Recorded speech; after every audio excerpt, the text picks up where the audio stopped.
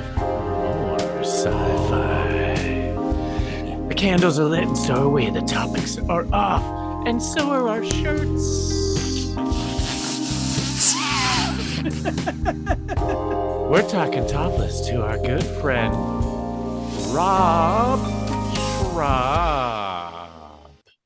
Hey, your name's not Robert, right? It's just Rob. I almost said Robbie. Robert, but that's... It's Robbie. Oh, Robbie. My mom did not like Robert, but she liked Robbie. And I like Robbie. Robbie's I cool. do too. Robbie Schrab. Yeah. Yeah. Of course, in grade school, I had a teacher like Robert, you raise your hand. And I go, my name's not Robert. She goes, yes, it is. And I go, no, it's not. It's Robbie. And she says, that's your nickname. Your real name is Robert. And my mom came into school and said, my son was baptized Robbie Christopher Schrab, and you will call him Robbie and not Robert. And never had a problem again. Pretty badass mom, huh? Yeah, did it work? Did she do that? Did she follow the instructions? One time she didn't, and I gave her a look. Like she called me Robert. She mixed up. She slipped up, and I gave her a look, and I remember this vividly in my head that I was trying as hard as I could say is fuck you with my eyes. Right.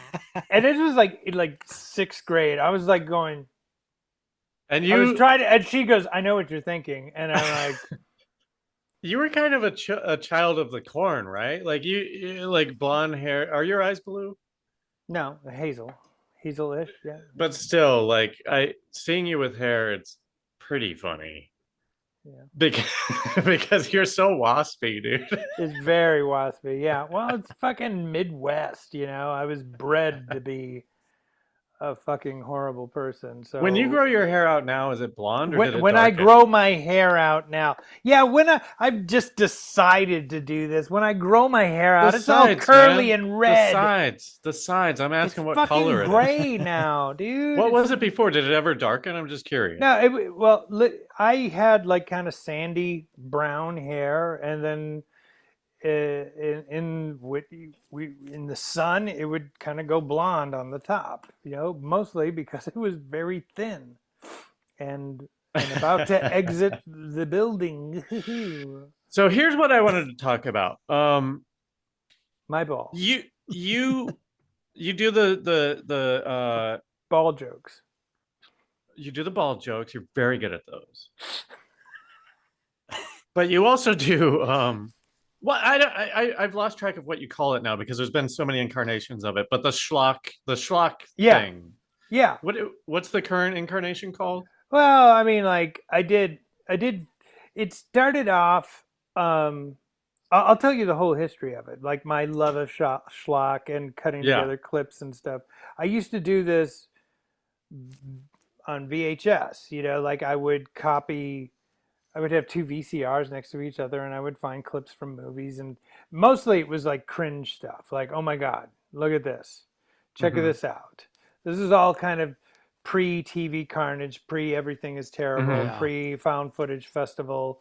I think a lot of people are doing that, especially during the VHS years. Like, oh my God, or, like there's something a fucking dumb commercial on TV or something. You go, I gotta record this and then show it to somebody else. Oh my God. There's always like a blank tape or a tape, and we would share these tapes and whatever. That was the beginning of it. It was like Harmon and I would kind of like toss stuff back and forth. And especially when people would come over to the old... Wait. Do you mean Dan Harmon from Crapopolis? Yes. Oh, you know him? Oh God. Go on. I'm sorry. So and we would just, it would be great to get like a living room full of people together and go, okay, here's a tape of wild stuff. And then I know that's and people would trade stuff. And that's how like South Park was kind of discovered. Like totally. We had the tapes in Colorado parties. Yeah. We had the tape. We got the tape, in Milwaukee. So it was like Was going it was over it there. was any of this weed based, or was it all just the pure joy It's of pure like joy. these? Pure joy of like, well, I love I love media. I love movies. I like movies that are so good they're bad. I mean, like I love like the whole Ed Wood, and Tommy Wiseau kind of stuff. I mean, I love anything that does everything wrong Mhm. and still creates something entertaining and worth watching. Where do I you like, or do you, what, I'm sorry, continue the history and then I'll ask questions. Okay, so like then when Everything is Terrible came to me, because Everything is Terrible, um, like Dimitri and Suki, like they were Scud fans. They were fans of Scud the Disposable Assassin, my comic book, and Dimitri probably. I don't think Suki was so much, but Dimitri like kind of contacted me, and he was like going, "Hey, I know you're a TV producer. I'm trying to do something with Everything is Terrible." And anyway, we started talking back and forth and trying to. Nothing came of it, but then when Everything is Festival came up, which was the Cinefamily shows. Remember Hmm. Cinefamily? Sure.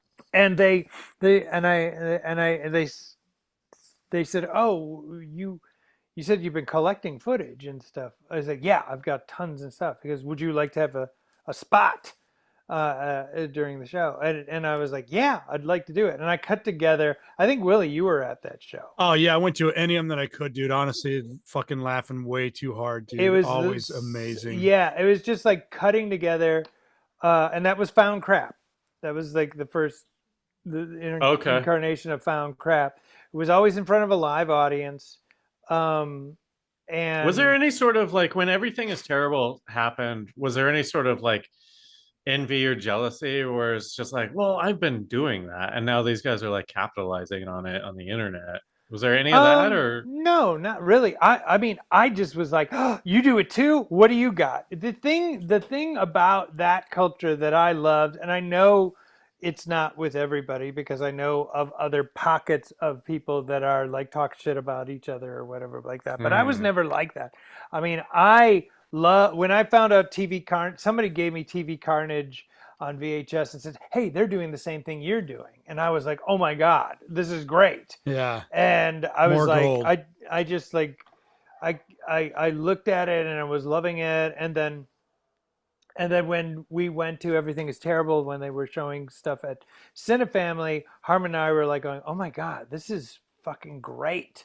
This is so much fun. This is so hilarious." Because like it was just tons and tons of clips, and the clips were always short. So if one clip was like so bad, the next one was definitely going to be funny. Like Right. Yeah. it was just only a matter of time before you saw Hmm. something that would make you piss your pants, and And it was they both great. had microphones and could talk through the whole thing. So not Yeah, only were we yeah. watching great clips, they were hilarious on top of it. But that's what we were doing. I'm just saying, like Everything is Terrible and TV Carnage, Yeah. they were doing everything like that. So there was no jealousy. So when I was invited, I was like, "Oh my God, I'm saying, oh my God, oh my God, oh my God."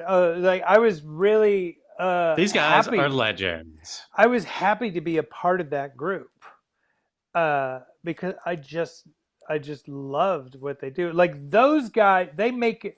I do it as a hobby. They do it as a living. They're Yeah. constant. They've got. You ever go to their studio? There's like VCRs stacked to the ceiling. Everybody's like ripping stuff, and it's just constantly stuff. And I was like, wow, that would I was always what a jealous of the Jerry Maguire collection of VHS. I'm oh like, dude, I wish I had thought of this. It was amazing. so great. Did you go to their art installation where they did like kind of like a blockbuster, but every tape is a Jerry Maguire tape, and they had Oh they had no.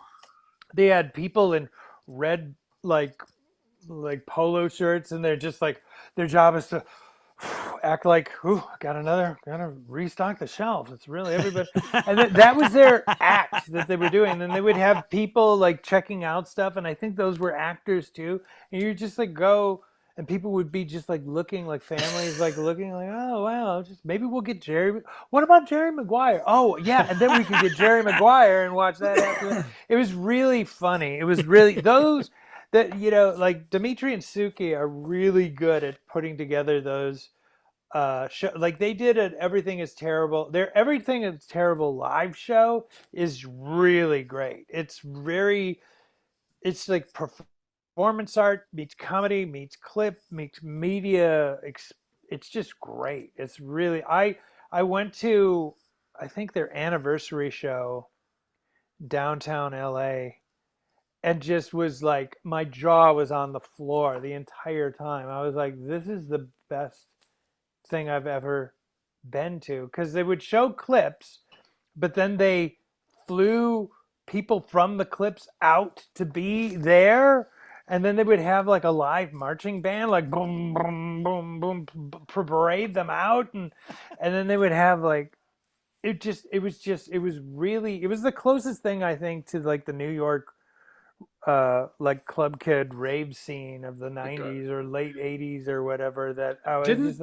but the didn't comedy version of that, there was like no, yeah. there was music, but there was no dancing involved. Everybody was just like, holy shit. They it's like a show that was trying to make you go insane, and I loved it. I Did the absolutely loved it. when you talk about like people that wasn't there like a documentary or something about the Troll 2 dentist who Oh yeah. was Yeah, what was worst that? movie Like ever made. Yeah, Worst worst movie movie ever ever made. made. Yeah. It was made by the kid from the movie, who who is an actor. I believe he still acts or whatever, and he kind of found out like many years after he shot that movie, that is like, oh, I'm in what is considered the worst movie ever made. That's pretty cool.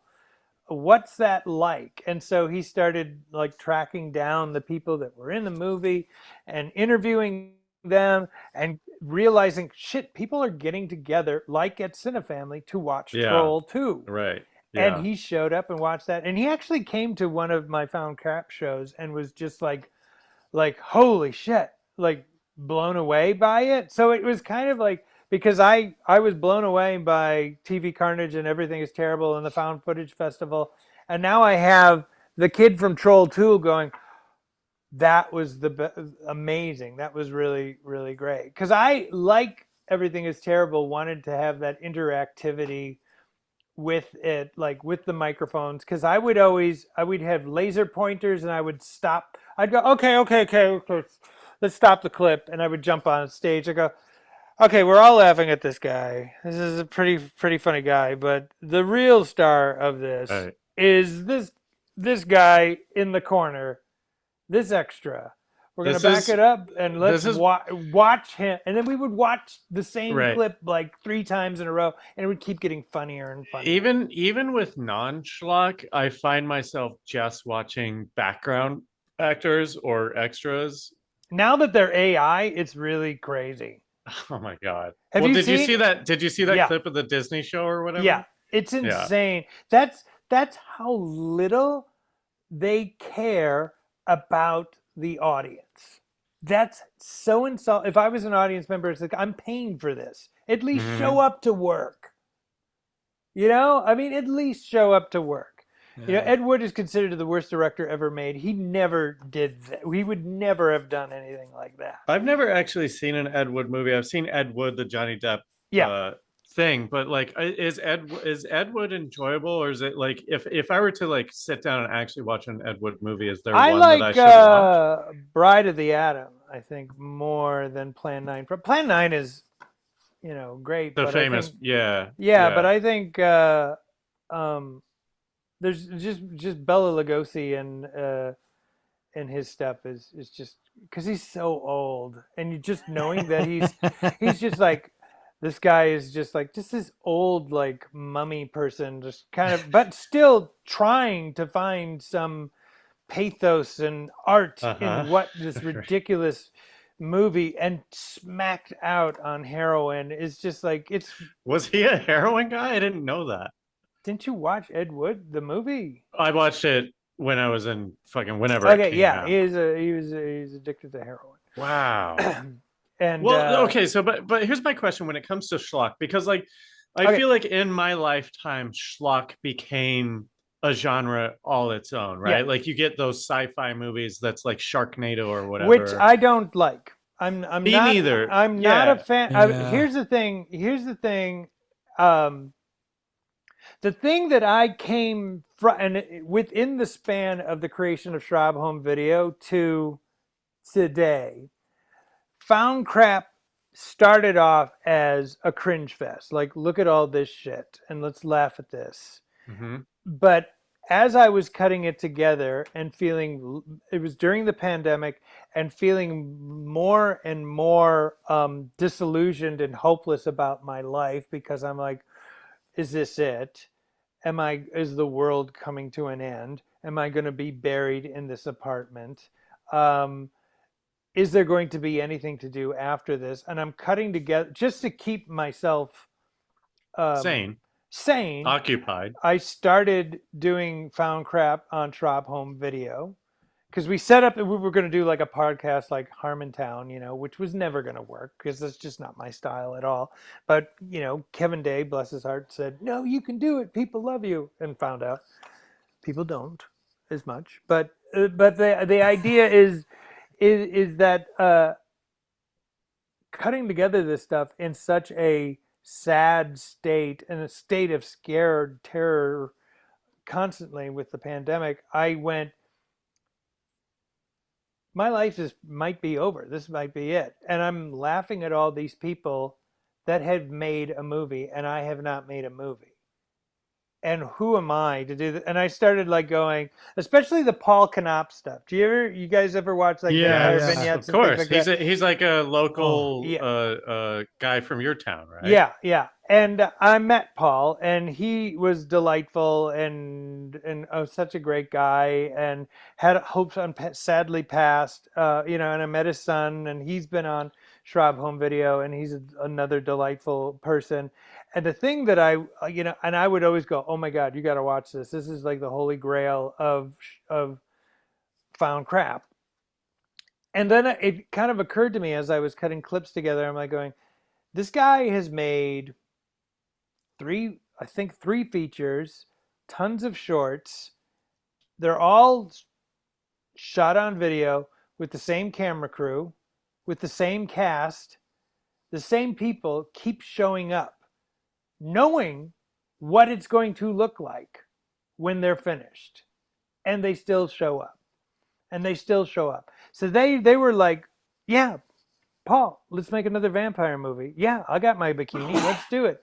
Let's make it. Oh, okay, whatever. No one else is asking me to be in a movie. I'm gonna. I'll bet do it's this. fun. I'll bet it was fun doing it, right? I Like bet regardless of how it ends up. Yeah, and they did it, and it exists, and I was like, and it made me.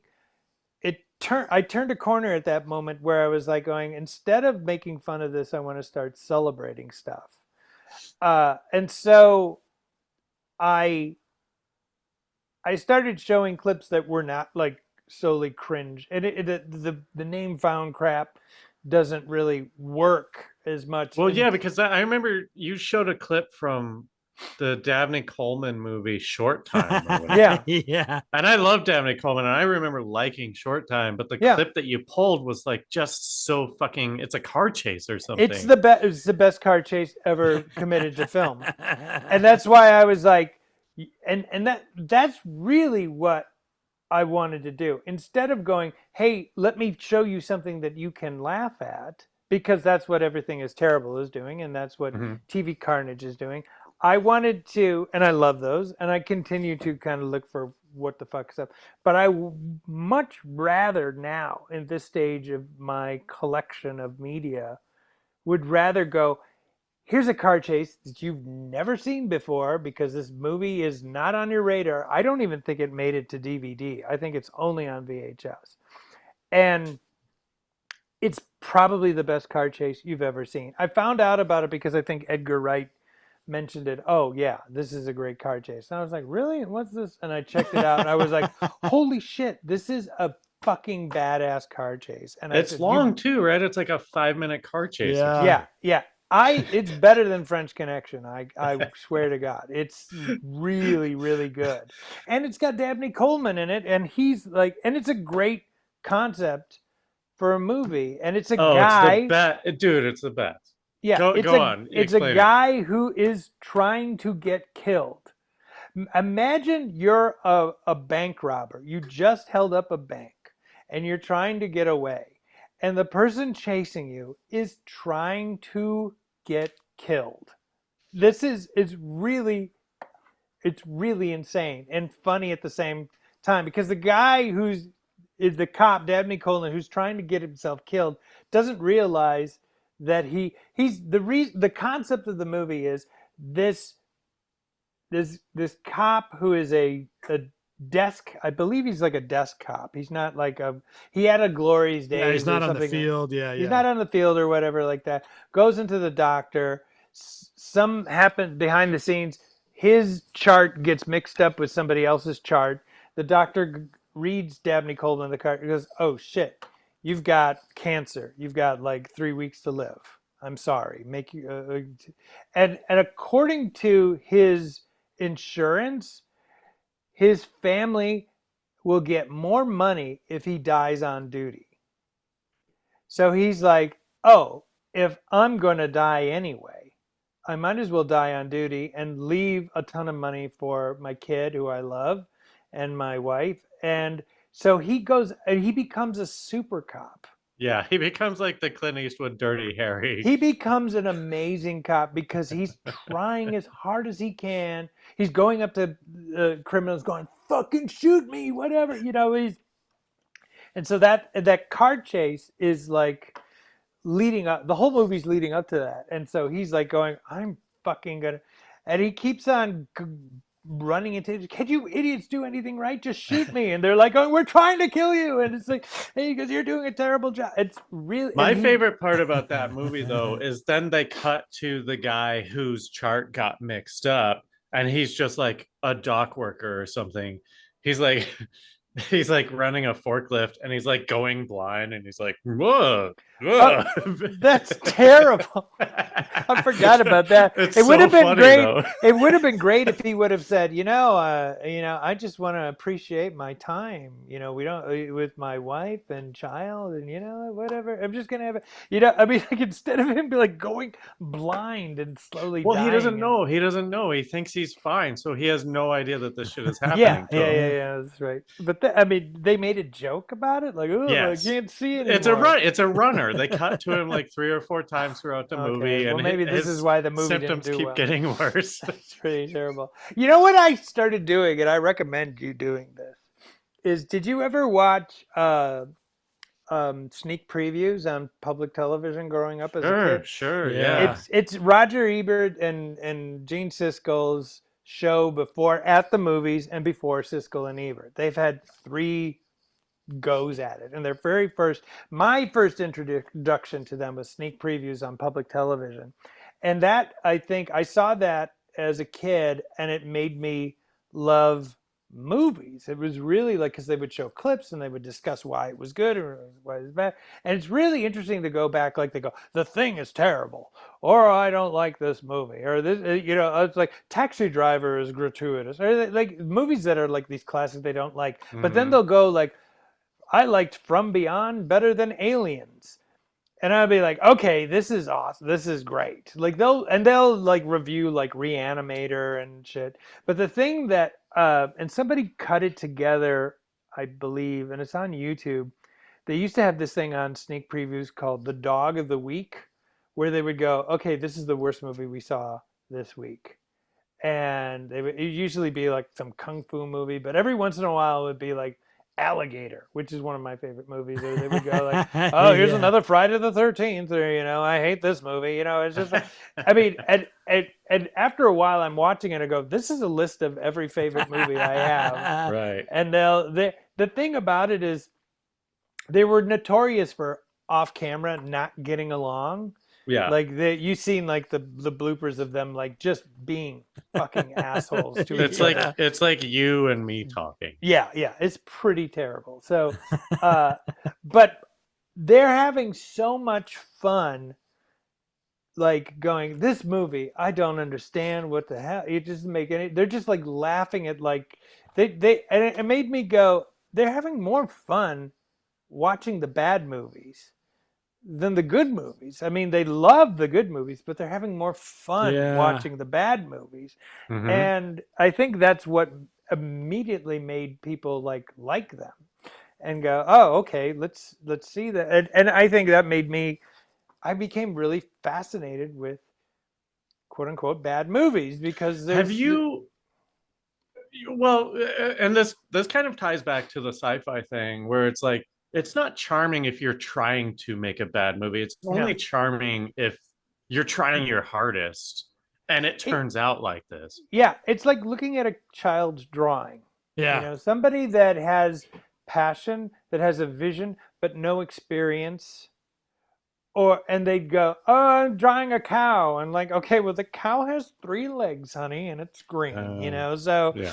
but isn't it great? I'm going to still put it on the refrigerator, and we love it forever. And the thing is, when you can draw, Wade, you can draw. So when you try to draw like a kid, when a real like an experienced artist tries to draw like a kid, it doesn't work. It Yeah. does not work.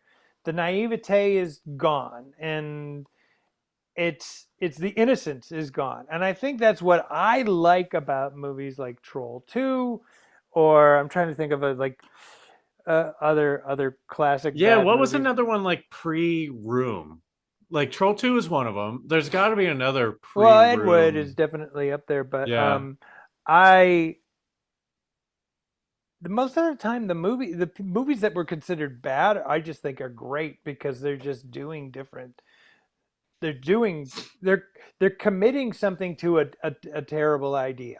You know, like I think that's what like a terrible idea done well, like Alligator, John written by John Sayles, brilliant John Sayles, and directed by I forgot his name, but he directed Cujo.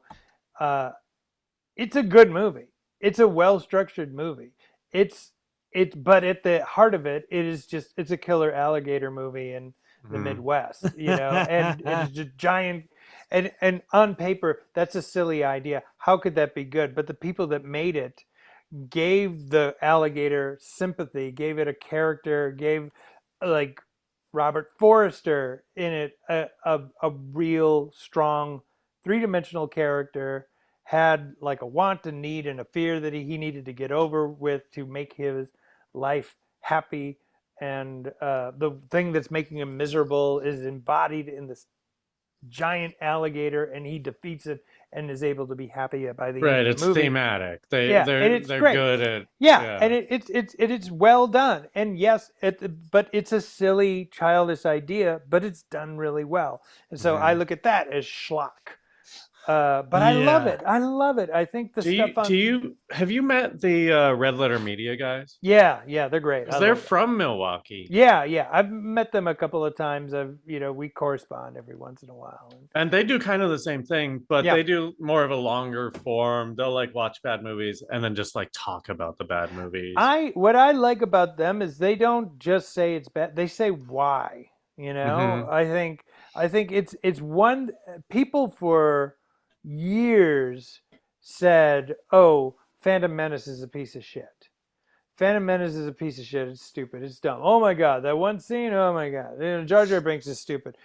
But nobody sat down and said, "Okay, this is why you're Yeah. saying it," and they broke it down, and you went, "Oh my god, yeah, Yeah. He's it's so right on about the entire thing. And you're just like there's things like that where you have it in your head, but it takes someone saying it to unlock it. You know yeah." what I mean? It's and I it's mean, like we're all longer than well the versed movie. in story structure. I mean, this is what we Right. do for a living. But when they put it down, when they go, okay, without describing what a character looks like or what they wear or what they do, tell me about Yeah. Han Solo.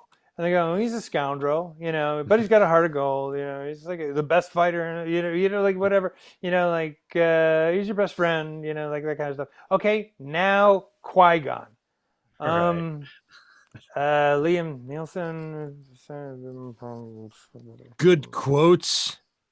Yeah, I mean, like that's it, you know. So I mean, I think as a storyteller and a person that is trying really hard to make stuff iconic, that was super educational for me. I mean, Yeah, like yeah. that was like the buzz that week came out. Like people were like, "Have you seen this? Not only is it Yeah. really funny, but it's super educational. Everybody should watch this."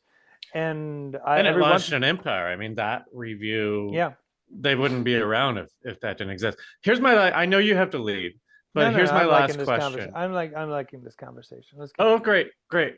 Because I want to know, like, What like, do your where does your balls look material like? come from?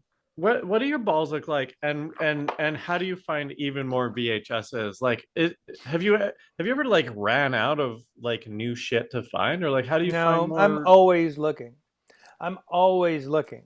That's the thing. It's so much in my head that I don't know I'm doing it. Yeah, me too. You know, I'm like going like I don't have any money, but I'm like I still gotta look. I still gotta look.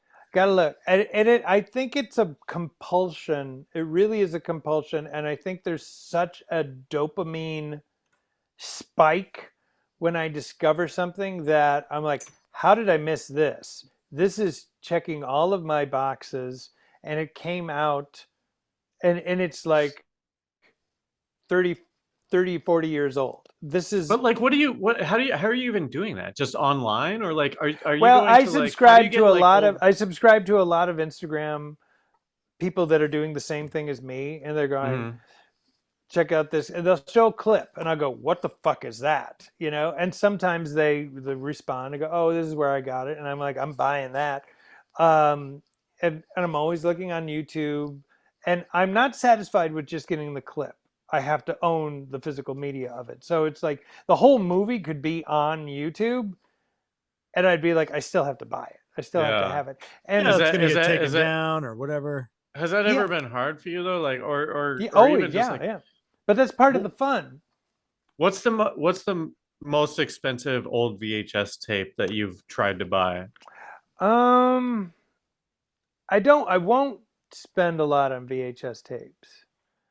I actually won't spend a lot on any media, you know, like especially, I mean, like I don't think I've ever got, oh, I spent $100 to get this. Right. Um, I think maybe $50 is So are they probably are the they most. are they fairly, when you find a new title, are they fairly abundant to purchase, or? Sometimes. I remember I saw there's this one movie called Messiah of Evil, which for Halloween, check it out. It's a underrated. It's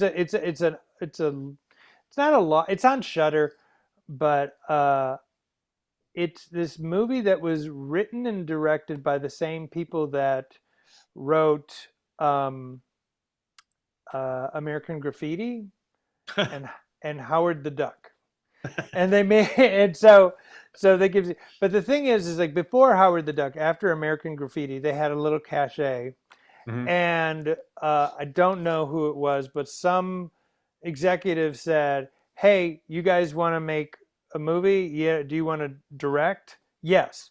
Okay.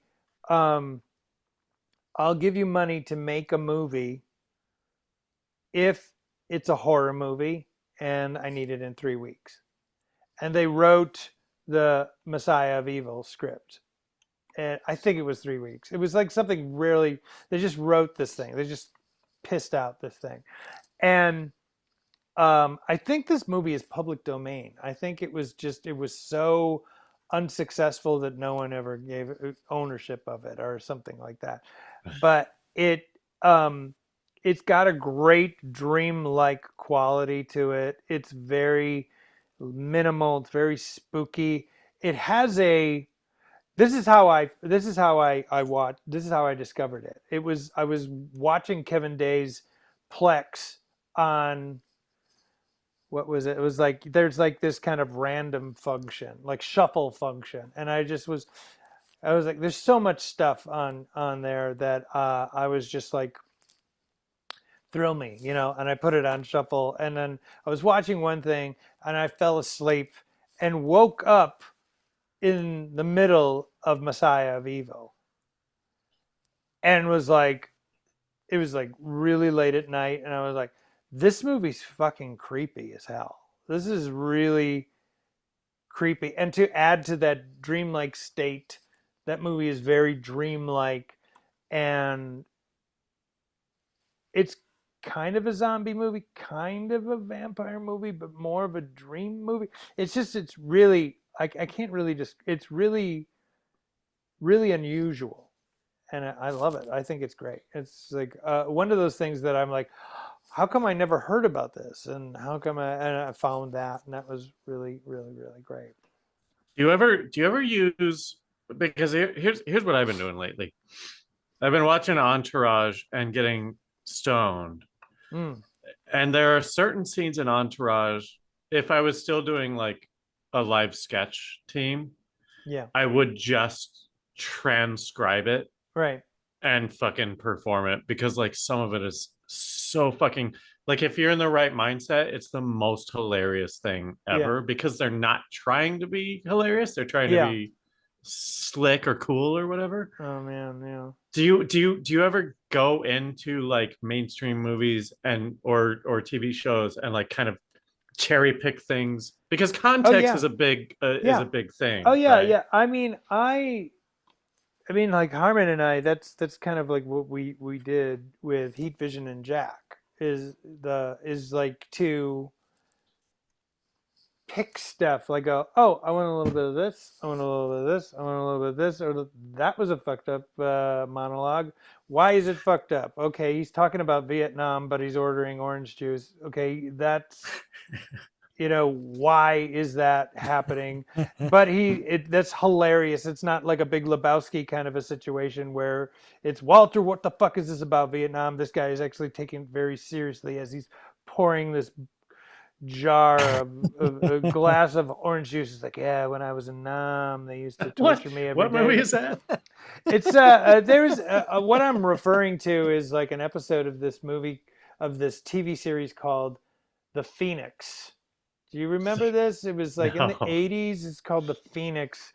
Um, it's like a and drama procedural or something. no. It was kind of like in the vein of like the Incredible Hulk. Not that it was like a superhero thing, but like in the 80s, like the popular shows were like these kind of $6 million man sci-fi, hybrid shows. And I think The Phoenix was like kind of like this alien man on the run from the government or whatever. It was all everything was like the fugitive, but he's got superpowers, Yeah, like yeah. A that. Team is kind of the Yeah, same definitely thing. like Knight that. So Rider, this like was another one of those. And Richard Lynch, the amazing Richard Lynch, who I don't know, you would recognize him, guys, if you saw him, but he was like the bad guy in every one of these shows. He was on Buck Rogers. He was in the Blue Thunder TV series as a bad that's guy. the He's boat one, right?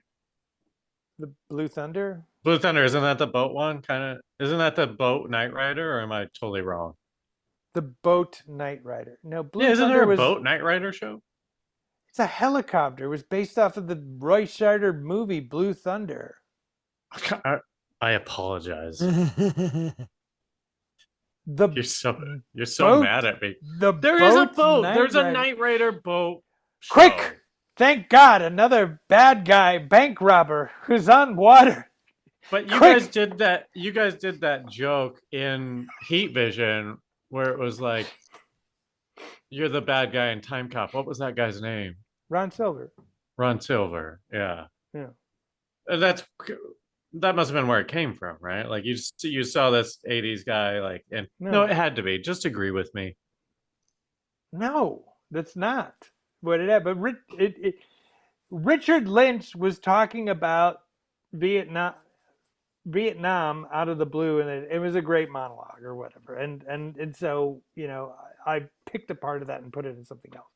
But I mean, like you I don't know. There's these tropes that happen, these kind of guideposts that are kind of agreed upon in storytelling in schlock. There's always like a scientist or somebody of the that knows what's going on. That Mm-hmm. there's a guy who's like, I don't believe in any of this shit, and they're usually the first to die or whatever. Like there's all these like kind of things that have been done so many times that they're boring. Yeah. That people go, that's cliche. You can't do that anymore because it's dull, but whatever. But we keep coming. But what Dan and I would like to do is like go, yeah, keep those points, but everything in between make new.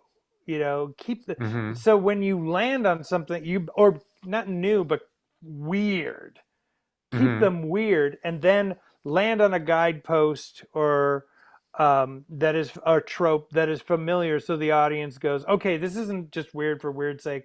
We're back in territory that I understand. Okay, he's a supernatural guy being chased by. Okay, yeah, I get it. Okay, now I can enjoy the rest of this. So that's what I like to do with any kind of storytelling, and I think it goes back to just like mythology, like you know because I love Greek mythology as well, so Hey, let me uh ask you a few what you sure. like betters. What do you like better? Buckaroo Banzai or Time Cop? Buckaroo Banzai. Yeah, right. Okay. Yeah. Just I've never seen it. Buckaroo Banzai is great because it's a sequel to a movie that never existed, which is, if you go into it thinking like this is a movie that said, uh you don't need to see Alien to see Aliens. What if Aliens was the first movie and yeah. Alien didn't exist?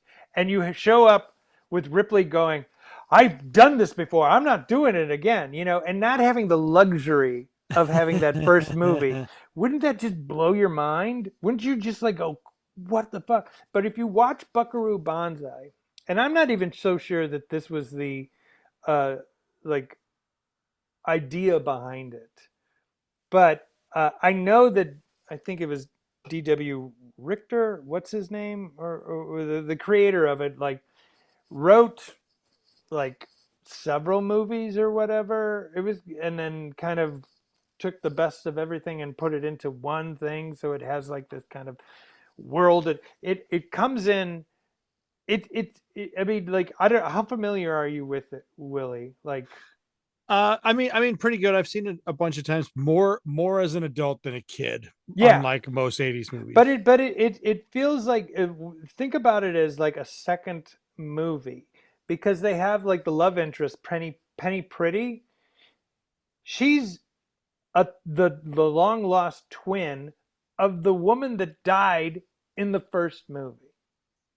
They're talking about, they also like make reference to like the bad guy from the first movie. That's I forgot what his name is, but they keep on going, do you think it's this guy again? No, he's dead or whatever, or he's But gone. this is but this is just to just to follow. There is no previous movie, right? No, So no, that no. This is a okay. No, but some people were like going, this movie's too weird, or it's no, it's Mm-hmm. crazy or whatever. But if you go into it going like, this is the sequel to a movie that never existed, See, I it's love that. I always fucking assumed great. I assumed that there was a comic book series that I didn't know about. That's what I always but I'm like, that's fucking amazing. That makes Yeah, yeah. it makes the world exist before I got And there, I which is cool. think that's why our generation loves it, and the generation that was buying the tickets back then didn't get it, because we were grown up with Wrath of Khan, grew up with Empire Strikes Back, grew up with Nightmare on Elm Street.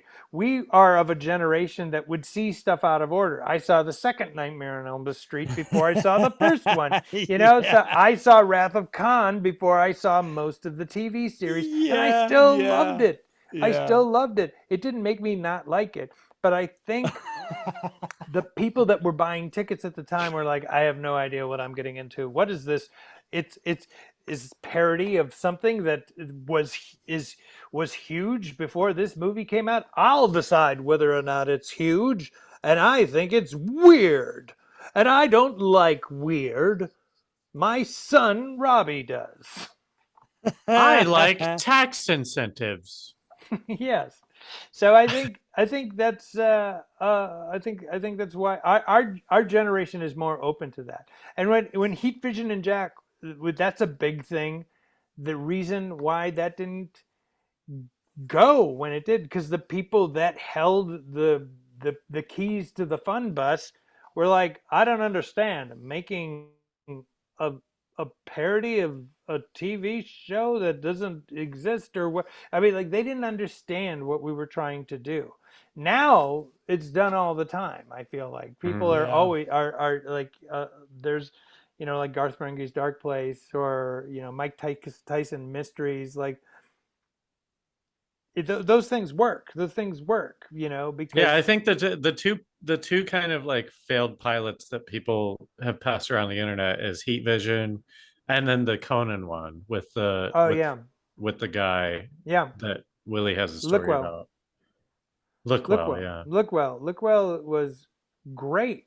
And that was the big thing about that, because we heard this is just that they wanted Adam West to be the lead, and the network wasn't. They don't want. They said no. We want a star. This guy's like a has been, and they're like, oh, but Conan O'Brien. I think it was Conan O'Brien, or they said, but he's the funniest guy. This is him. This is the perfect guy to do it. Right. And they said, oh, we don't really want him. We don't think and then they said, okay, fine, you got him. Yeah. And they won the We're just battle, not but they going to pick lost. up your show. Yeah, they won the battle, but they lost the show. Right. And What do you like better, Nightmare I'm on Elm Street, Friday the 13th? Nightmare on Elm Street. Yeah, right. Me too. Yeah, I mean, I like Jason a lot. I think Jason is like our Frankenstein. Frankenstein's monster. I think just like the faceless killer in the woods is great, but there's only so much you can do with that. And but there's only so much you can do with Freddy. I mean, I think Freddy is great in the first three movies. Um, in the first movie, he's kept in the shadows a lot. He's not really like, he's just like the boogeyman, and I think that's probably the best, scariest version of him. The Yeah. second one, he started getting a little cocky. I think that's when he started going, "Help yourself, asshole," and the audience reacted like, "Oh my god, I love it." Freddy Krueger swearing and he's calling me a bitch. That's terrific. That's great. And so they were leaning into that and giving more of the audience what they wanted. And then by time Dream Warriors came out, which is I love. It's great. I Yeah. love it too. It's It's the so good. It's best. really fun. But then they get like, oh, we gotta get Dokken to do the soundtrack. And we're gonna have more special effects. And each kill has got to be like a big set piece kill. Somebody likes Dungeons and Dragons, so let's have him get killed by a wheelchair. Okay, right? And like it's she really likes TV. Oh, well, she'll be killed by a TV. Freddy Krueger will turn into a TV or kill her. And It is like a weird sign of the times. Like those don't exist anymore. There's no horror movies now. There's no real definitive antagonist, right? Like there's well, no. there's like Art the Clown in the Terrifier series. Like that's I look at that and I go, okay, well that's kind of like the closest thing I think that we have to Nightmare on Elm Street right now, because um, it started off because Nightmare on Elm Street was like an independent film. It was something that you in the Midwest you didn't see it in the theater. You would see it on cable or whatever. It was like something that was like a low budget midnight movie thing that Was it people. was it a reaction to Halloween, or was it completely I think like I think what I think the movie was made to be a one-off, and I think as far as a reaction to, I think people went, oh, Jason is killing it at the every summer. We just get a bunch of no name teenagers to Yeah, take yeah. off their shirt, and we'll just hire this guy to chop them up, and very just real low budget, no real finesse in making it, not like what John Carpenter was doing with um, Halloween? Halloween, Mhm. and it just is. there's something great about it. Those movies are made for teenagers. They're just Hmm. made for teenagers, and I don't think horror movies are really made for teenagers anymore. Horror movies have got to be made for everybody, or Yeah, well, horror fans. or what's it called now? Like high horror or whatever, where it's like, oh, we're doing thematic racism kind of thing. Yeah, there's a lot of Like, that. There's no just like, okay, we're just gonna make. There's not a lot of the teen movies are not like the teen movies that we grew up with. Like when I think of teen movies, I think of Revenge of the Nerds. I think Yeah. of Better Meatballs. Off Dead. Better Off Dead is such a teenager movie. yeah, Uh, what's that guy's name? Savage Steve Savage. Savage Steve Uh, Holland. Savage And Savage Steve Savage Steve Holland. Holland, like that movie is just full of dumb jokes and weird sight gags, and it's such a movie that was just made for 15-year-old boys. It Yeah, really is that. And I think Friday the 13th was made for, you know, 15-year-olds or totally. kids that are just like, okay, I just turned 18 and now I'm going to be able to go to a rated R movie. I'm going to take this girl that I have a crush on to it, and wow, they're smoking dope and there's some boobies in there. This is, I shouldn't be watching this. So and then like, okay, Right. that's To me, scary. it's leftover drive-in where it's just Yeah. like, dude, like you're not gonna bring your family here. This is like No. for fucking makeout. Yeah, this is definitely like not for your parents. And every time, and parents hated those movies. Hmm. Now parents love those movies. Parents dress up like Jason and stuff. So, but I look at Art the Clown in the Terrifier series, which I I'm like, oh man, because I look at those movies, they're very independent. The second one did really, really well. Um, I don't think it's going to be long before like you're going to start seeing that like spill into popular culture, like Family Guy will do, whatever, and that'll be the beginning of the end of Art the Clown. But that's a part of a movement. I'm going to get it wrong, and hopefully somebody will correct me on the internet. God, please correct me. Seek me out with your corrections and notes.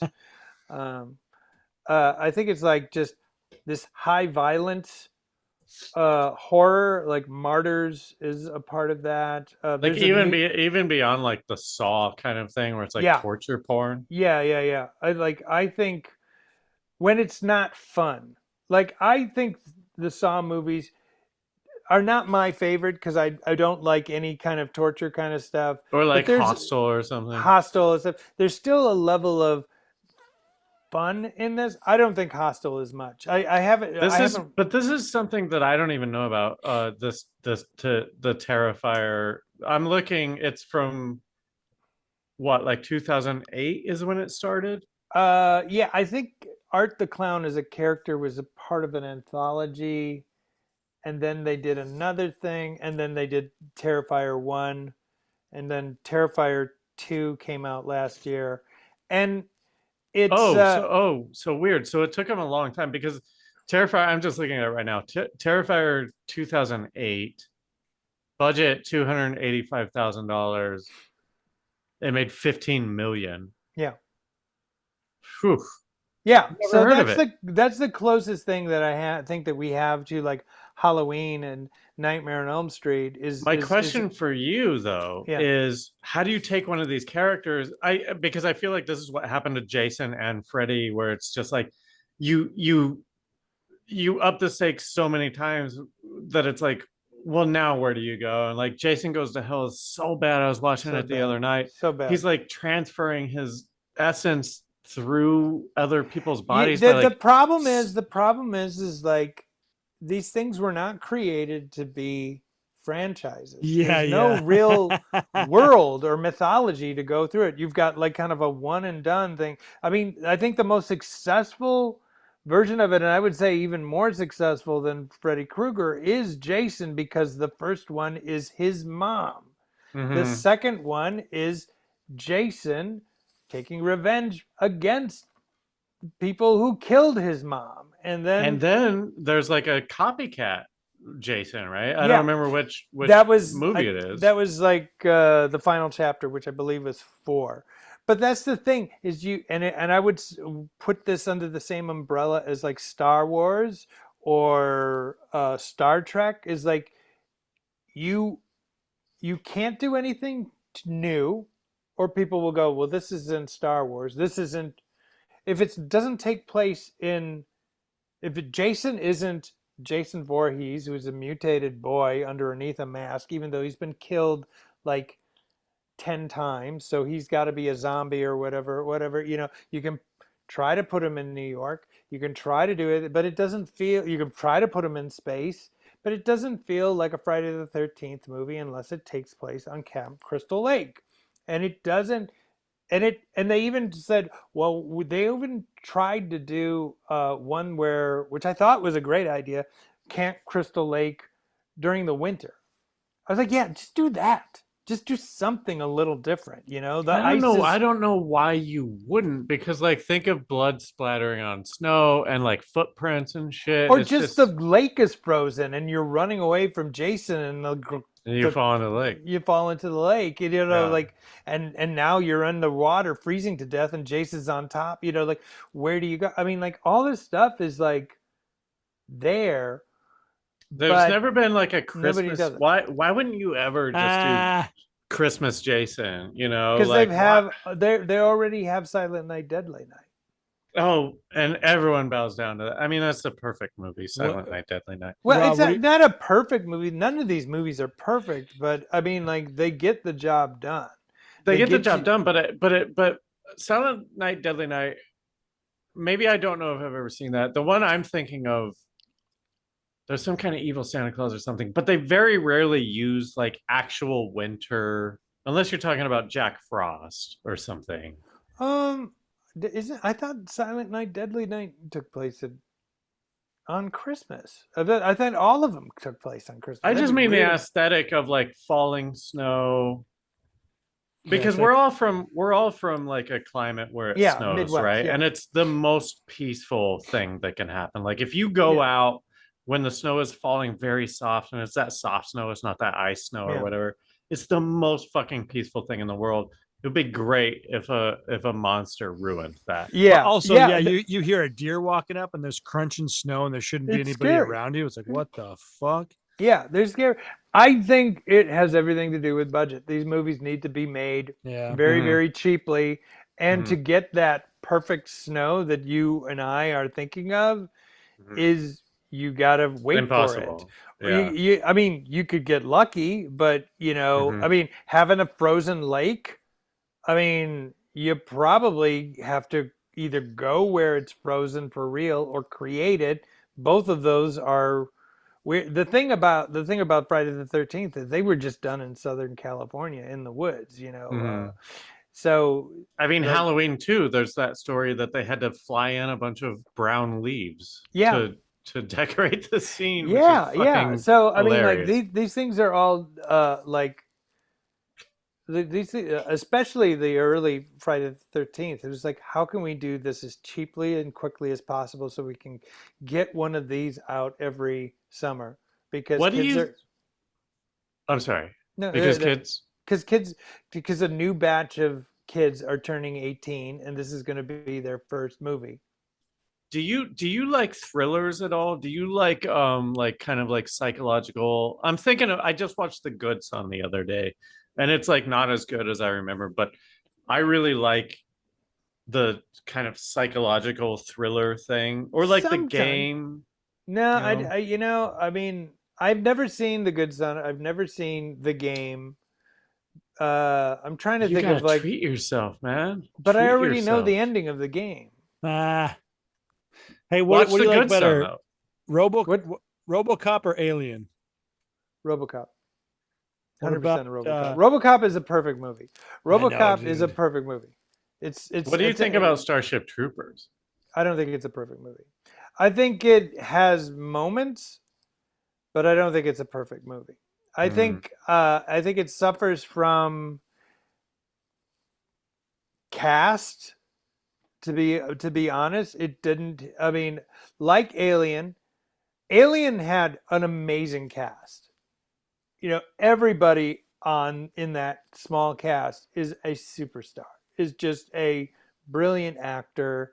It's shot really well. The one like person that if you went into the theater not knowing it, I mean, you would know Harry Dean Stanton, Yaphet Kotto, you would know all these people. You would know Tom Skerritt. You would be familiar with him. The one person you wouldn't be completely familiar with would be Sigourney Weaver. So you would be kind of writing her off, and that she comes in and takes over the movie and survives and becomes like the first final girl in space is such a surprise, and that's why that character is so endearing and such a survivor, and that's why James Cameron said we got to make another movie with her, because that just kind of blew everybody away. That kind of thing didn't happen back then. When you made a horror movie back then and you saw a cast of people like that, and Sigourney Weaver was hired because she was like a model at the time, and they were like, oh, okay, she's the pretty one,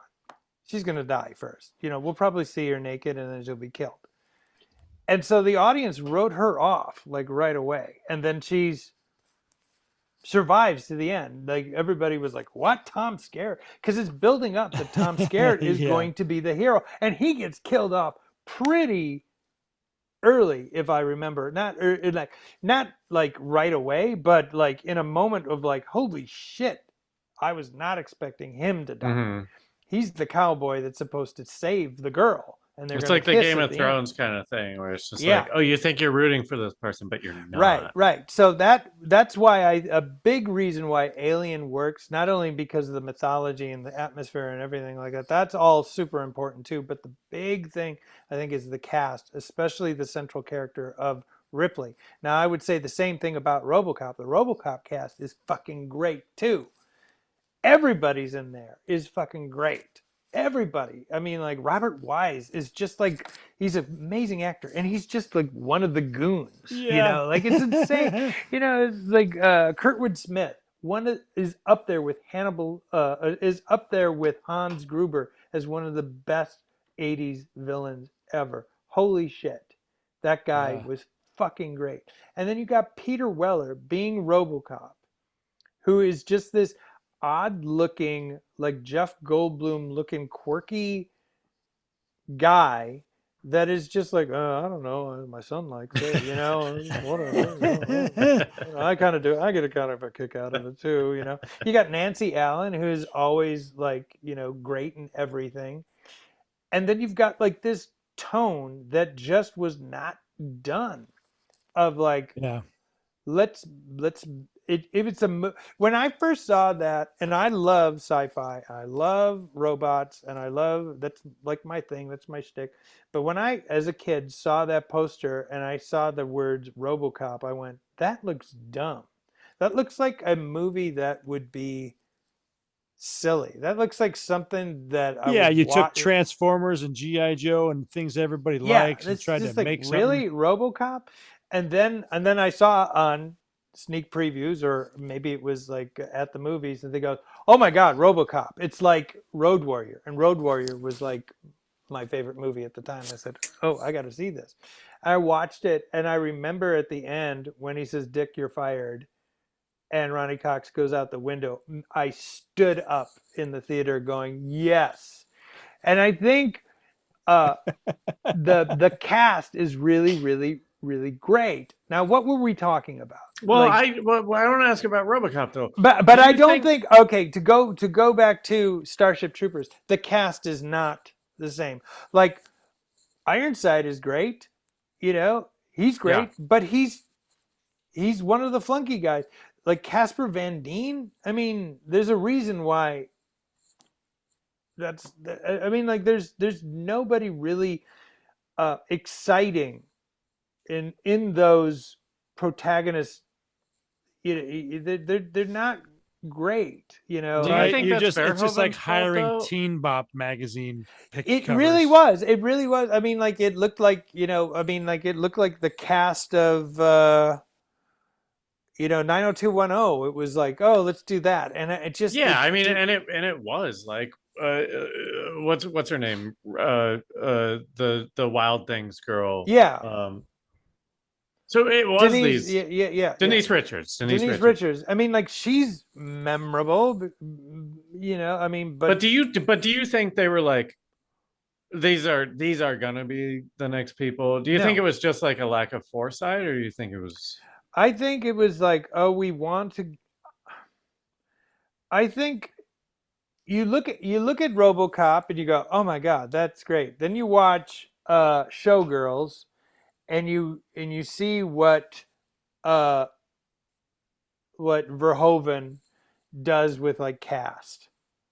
And I think he kind of went for more looks. I think he likes sexy It's young interesting people. though because like RoboCop, you're right.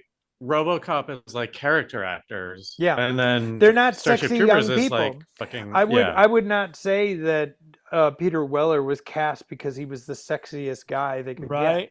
I And I kind of Anything feel like but. there was something where he was cast because of the way his mouth looked. yeah, Yeah, like if you're casting Batman or something, like, yeah. well, put him in And the fucking cowl and we'll and see. also there you're not going to get a big name person to do that because they're like, I'm not gonna cover up half of my fucking face. I'm not gonna get Stallone to, so they had to go to get, and he's going to have to be encased in this very heavy, reportedly incredibly uncomfortable, hot outfit. So you had to get an actor who was at a certain level Yeah, that was going to do. But like I think that movie isn't really a sexy movie. I mean, nobody in it is in like, I'm trying to, like, even Nancy Allen, and he did this who's very pretty, and I would even say she's very sexy, but he cut her hair short because he Yeah. wanted to make her more androgynous, because he's like, oh, I wanted her not to be ever considered a possible romantic. like she's gonna fuck RoboCop. Yeah, like I wanted them to be equals. I wanted her to not be seen as like the girl, the Do you woman, or think, whatever. just real quick, do you guys think they gave RoboCop a dick?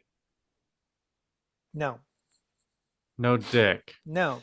It's weird because the outfit has a cup shape, you know? I think that's for aesthetics.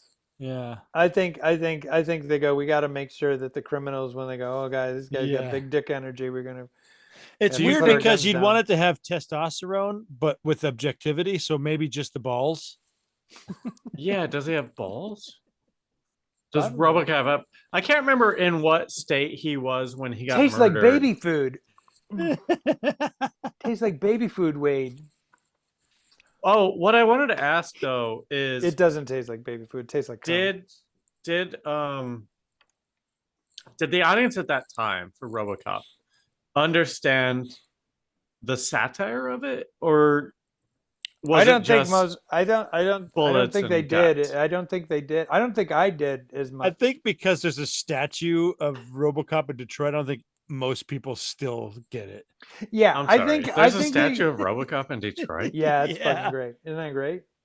That's The pretty thing, awesome. and they didn't shoot it in Detroit. They shot it in Texas. So it's like, and Texas is like going, "Where's our trophy? And they're British. Where's our trophy?" But what I'm trying to, what was I trying to say with yeah, like he's got a dick. You're right. No, no, Okay. no. What about Charles Bronson versus Clint Eastwood? Who's your choice? Bronson, Right? fucking Death Wish, man. Where are you at with Tarantino? Like, what's your relationship with watching his movies, with the ebb and flow? Here's the thing. Love Tarantino. I love the fact that he is as good as he is. He is incredibly good. He's one of the best. He's incredibly intelligent and very smart, and I love the fantasy of being in his position where he can be telling uh movie stars at that, like DiCaprio, Jamie Foxx level, like, don't fuck up my movie. Do this, don't improv, blah blah blah blah. You know, like I mean, I fantasize about like, you know, just being on set and just having an actor just consider doing what I'm asking you to do for a Right, second right. instead of having Yeah. like a 10-minute argument of why you wouldn't put your walk through the door that way. Can I just stop you real quick in the middle of your thought? Is that something that star actors do? Do they constantly fight for their image, or do they ever care about like It the depends on the actor. actual? It depends on the actor. Some my favorite kind of actor is like when I go, okay, hey, how about we do this? And I go, yeah, let's give it a shot. Let's do this. And I said, Hmm. you know, if you like, yeah, sorry, this is like a technical thing. Everything you're doing is great, but if you could find a way at the end to turn in this direction or look off this way, if you could find it in it, it'll help me with my edit because I'm going to do something because I did something earlier that it's going to connect to, so there could be a flow. And there's some actors that will go, yeah, sure, whatever you need. It's my job as an actor to make it work. And then there's some people that go, why would I do that? Yeah, Why or would I like, do that? why would my character do that? Why would I do that? Why would I do that? And I'm going, well, and when you're on set, you're flustered and you're tired and you're Yeah, there's a and you're million other exhausted. You things. got you're hanging on by a thread. You got like a million people behind you going, you're shooting too slow, Hmm. and why isn't it just this funny? You got to get a better performance out of your actor, and you know, like tell her not to squint because it makes her look old. And I go, like all these things that are on your, and then you have that where, you know, like in every acting class or book or video, Michael Caine, how to act, you know, like it's your job to figure it out. Like, look, this is the script. The director wants you to do this. Find a way. How you get there is your job as an actor. But Yeah. holding the set hostage to make me look bad, which I don't think anybody ever does intentionally, but I do think there's some bullying going along, especially when you're a guest director. On Yeah, like for a sure, series or man. whatever. When I worked on Weeds, I'm sorry, I can't think of the main lady, her name, but we would always have guest directors, and she was very method, and she would need to have conversations with the director about her character. So it was funny whenever I would always try to like sneak in and listen to the conversations when a guest director was on. And she's like, what does my character think here? And like half of these, I don't mean to be talk shit, but half of these directors didn't really know the show and didn't know the characters, Yeah. and so But you can you'd speak to hear that, them. Rob, right? Because like, oh, I'm sorry. Go on, Willie. I'm Oh, sorry. it was just funny to hear them try to bullshit an answer to someone who was probably trolling them in the first place. Yeah, I mean, well, that's, you get that too, which is like, how does that help anybody? I mean, it's just, it's you know, I remember like when we were shooting the Law and Order episode of Community, and there's a scene where uh Abed and Troy like corner Pierce and go, hey, hey, hey, where you going? I don't know if you've seen the episode or remember the episode, but like Pierce is doing something. It's a Law and Order episode, so we got He's Troy and like moving boxes or something, right? It's like, something he's doing something that's illegal, and he's playing the part of a guy that you know, Troy and Abed are pretending to be cops, and Pierce is supposed to be reacting like, oh, like he's trying to run away, and I go, where are you going, buddy? Let's talk for a bit. And I remember Chevy Chase going to me going, who are they to me? They're not cops. They're my friends. Why would I act like this? And I'm like going, well, it's the Law and Order episode. They're just, why are they wearing trench coats? Why are they wearing ties? I mean, like, it's, he goes, yeah, but why would I do that? And I'm like, I'm just the guy that showed up yesterday. You know, like, I'm not Dan. I didn't write this episode. all right. So I'm trying to go, you know, I don't know how to answer this. You know, I mean, and and it's Chevy Chase. That was not a good answer. he considered me an idiot because of that. So I But was like, like, don't I mean, listen, fucking, it's really easy to rag on actors because they are the dumbest people in the world. But then, like, some of them are actually pretty good. but It's the like thing is, I wouldn't just say as they're a I wouldn't say they're the dumbest people in the world. I'd say they're the most insecure people in the world because at the end of the day, they don't want to look like a fool. But but isn't that the whole point? sometimes in comedy, you look foolish. That's the whole point of becoming an actor, right? I Like, that's not guess, you yeah, looking like a that's what you fool. and I would do, you know. But you get to a certain level where you have more experience. Like Chevy Chase has more experience He's a in front of the legend. camera than I have behind the camera. So Right. for me to go not have a right answer, I would go, you know, they're still kind of writing the episode as we go here anyway on Community.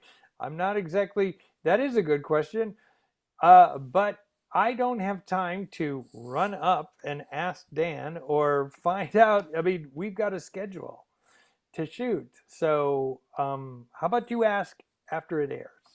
What happened with that? Like, did it stall shooting when Chevy didn't want to be the? I don't remember it's. I remember because Megan Gans wrote that episode, and she was great, and we got along so great, and she delivered such a perfect script, and we were just like kind of working together a lot. I really enjoyed working with her on set, and I said, and as soon as she came on set, he was like, "Hey, how you doing?" You know, and I was like, "Okay, hey, he knows you. He doesn't know me. I failed the Chevy Chase test in the first 2 minutes of meeting him. Can you, since you wrote this episode, can I direct through you?" And she was like, "Yeah." So I was like going, and any other whatever notes you do, whatever. So I just like said, "Can you get him to do this? Can you get him to do that?" And you know, and she would also she was very good at like trying to stay on top of what the comedy and the story was too. So she like saved my ass that day. Otherwise, we would have been fucked if I didn't have that. Yeah, he would have just stood there and waited out the clock. Possible. Who knows what he would have done? I don't know. I've had I've had actors do that. I've had cameramen do that. I've had, you know, it's just like it's a constant war of control on It's set. so It's weird though too, because like this is the only industry where I feel like you can get away with that. I'm just gonna be a baby. I'm not gonna do my job, and you have to deal with it. Like it feels like yeah, that's there's never that, a thing. and yeah, that is it. What we do is not normal. It is not normal. We're doing art for money is not normal. It's not natural. It's not right even. It's weird. We Yeah, should be doing it for free, but we can't because what how do you do what we do for free? We have to eat and the show has to look at a certain level, you know. right, You can't just right. sit around the campfire anymore and tell stories. Well, I mean, you can do a podcast and get like $200 a month, and then just wait 10 years. Yeah. That's what we did. Yeah. Yeah, so it's I don't know how what this has to do with RoboCop, but I mean, I think um RoboCop was like lightning in a bottle, obviously, because they keep on trying to redo it and they haven't been able to do it. Even with, you know, some of the best things You they know had what I did like though is my the balls. Judge Dredd, the reboot of Judge Dredd. Not I, the I Stallone one, but no, I never watched that one. The newer one the newer where it's one's like great. it's I fucking love it. amazing, I dude. love it. It's so good. I was like, give them RoboCop. Give these people Yeah, RoboCop. Right, yeah. right. This is Because the tone of RoboCop. You could have just I thought it was great. Like the violence was fun. The it was very much like and that movie didn't do well either.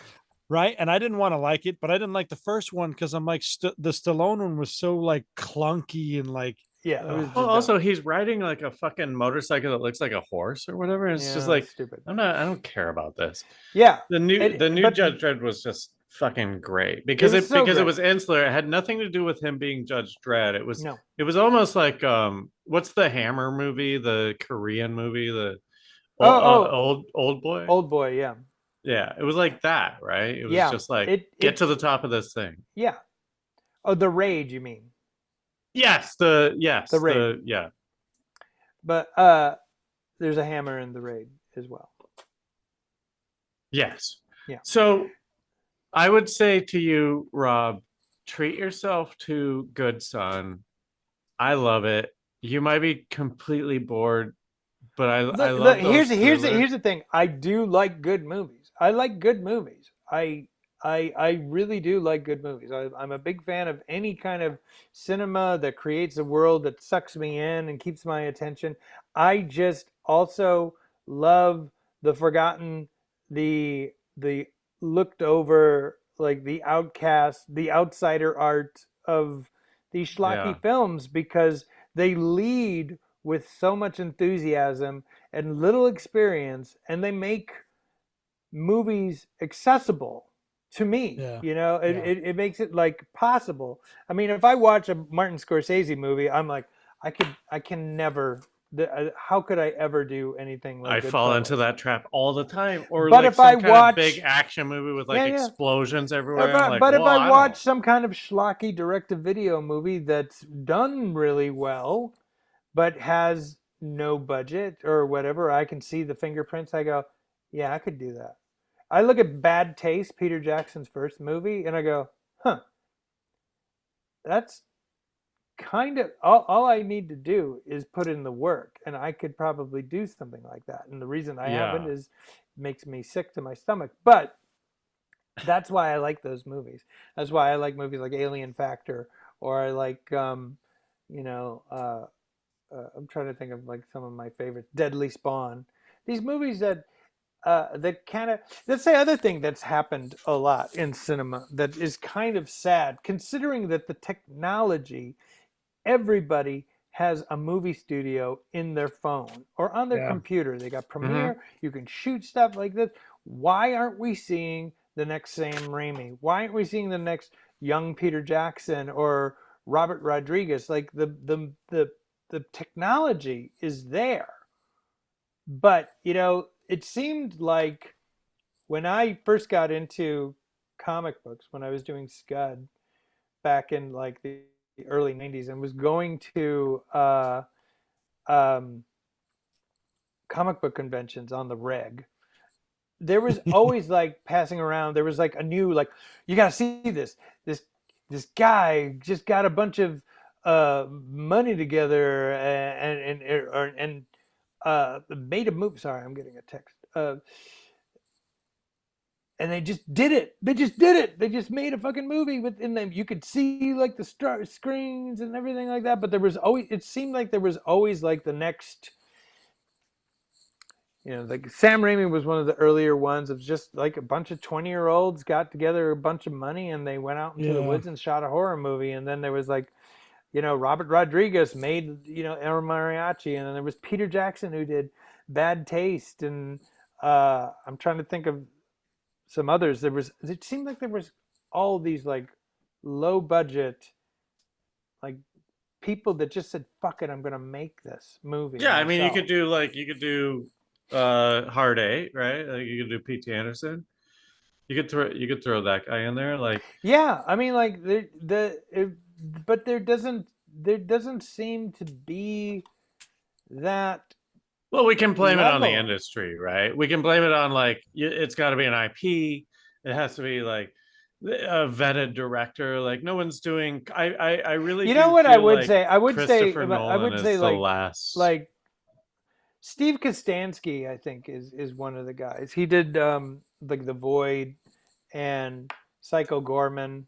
I don't know if you've seen that, but it's PG is the name of the movie. It's PG rated R, uh, and it's he's just making movies for under $1 million that are full of like creatures and stop motion animation and just like wall to wall effects, and it's crazy and it's fun. And yeah, you can see the fingerprints and some of the stuff is crude, but that's part of the charm, you know. Mm-hmm. I love that kind of stuff. So he's Yeah. he's kind of doing it, and he's finding an audience for it. But um, I was kind of hoping you'd see more of that, because like everybody, I mean, Channel 101 was doing it for a while. We were kicking out stuff, but it was never a feature length. So Hmm. hopefully your movie will be like the next Peter Jackson. You guys are the next Peter Jackson. God willing. I mean, you haven't seen a frame of it. No. Willie, you got any more you Dicks like to this suck, or because that? I'm Wade Randolph. Wait, what are you saying to me? What's this Nothing. bit? Nothing. No, hang on, let me yes and it. Yeah, I do suck and I'm a piece of shit. No, no, you're beautiful. My last one, I guess, and it's not really fair, but it's just like things that need to be said. The Thing or Hellraiser. The Thing. Yeah, what but I'm those like, don't even compare. But hey, I know okay. they Here's the don't. thing. I just Here's the like the thing. Thing is Here so is good. the Thing. When it came out, no one liked it. Like sci-fi fans hated it. It almost ended John Carpenter's career, and now it's considered one of the best horror movies ever made. And like Tarantino says, like that movie inspired Reservoir Dogs. You know, like this, it's revered. Because it's like a box drama. It's like a Yeah, fucking it's a bunch of guys. Nobody trusts each other. I mean, if you look at it, like The Thing yeah, and yeah. Reservoir Dogs, they're are pretty close to being the same movie. One of them is the is the alien, and it's you know, but the reason that movie died was because people were big fans of the original Howard Hawks' The Thing from Another World, and it was like that's sacrilege to remake it and to put all these gore effects in it and make it just this kind of special effects show reel. It's like people were getting down at that point on special effects. It's like it's not about the story. And whereas like The Thing, yes, has great effects by Rob Bottin, who was like 22, I think, at the time, did all of that stuff, which is insane. I hate Uh, him. I know I hate young people. I hate beautiful young talented people who are Me thinner than too. Fuck thinner than them. me. But it's huge on story, huge on character, it's It's huge on entirely atmosphere, that. it's brilliant and on everything. Has and again a great cast of characters. And actually the original cut of that, Kurt Russell wasn't the main character. What they were trying to do in that original cut was to make you not know who was the protagonist. And so because they wanted to keep you guessing, because they figured like they Sure. actually went back and had to go, well, this experiment didn't really work, so we need to kind of focus it more on one of them, and it should be Kurt, because Because he did Dreamboat. He's the yeah, perfect actor. he's gorgeous. And that's when they started shooting like little scenes with him in the tape recorder going, and we're all very tired, like that kind of stuff, and him Hmm. with the computer. They Hmm. started shooting that stuff without the rest of the cast. So when the cast saw it at the premiere, they were like, what? You're the main character. They were like, how? So all that stuff was like made in the edit, um and it's a great film. It's a really great film. I mean, I would It's say super engineered. that it's a perfect film. I would say it's a perfect film too. Yeah, And I would yeah. also say that Hellraiser is a perfect film too. It's just a different type of film. Now, the Yeah. thing that I love about Hellraiser is that it's a play. It all takes place on in the house. There's like one very little. It's as looking as looking at it as a low budget film. It's great. It's kind of like the perfect kind of movie that any low budget horror movie person would want. It all takes place in a house. There's like a scene at the hospital, there's a scene at the bar. You don't really see a lot of exteriors or whatever. It's mostly establishing shots of the house. Very, very little stuff like that. But it's all under one roof. It's like the shit's in the attic. There's a couple of scenes in other rooms. They're all just moving in. And it's huge on ideas. And it's got a great like kind of love story between like this dead guy trying to come back to life who's manipulating this woman into murdering people. Meanwhile, the husband doesn't know what's going on, and the daughter is trying to protect her father and ends up failing. It's huge on ideas. And the fact that the Cenobites don't come in until very late in the Yeah, game right. is it's like wow. I mean, they weren't originally supposed to be the characters that stuck around. I mean, like Clive Barker did Hellbound, the second movie, killed off the Cenobites because he was like, I don't want them to be like the Freddy Krueger. I don't want Pinhead to be that guy. I wanted Julia, the mother from the first movie that comes back in the second movie. She's supposed to be the new horror icon, and it just didn't stick. So it's interesting what like the creator wants versus what the audience wants, and then you see like in the rest of the Hellraiser movies, it's like no, it's fucking Pinhead, son. This is the Pinhead movie.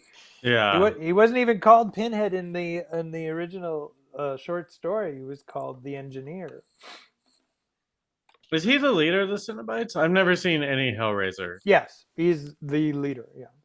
But Okay. it's great. It's got great mythology, and it's got great ideas, huge ideas, big ideas that take place in between the four frames and past the credits and before the title sequence. It's great. It's great, great, great.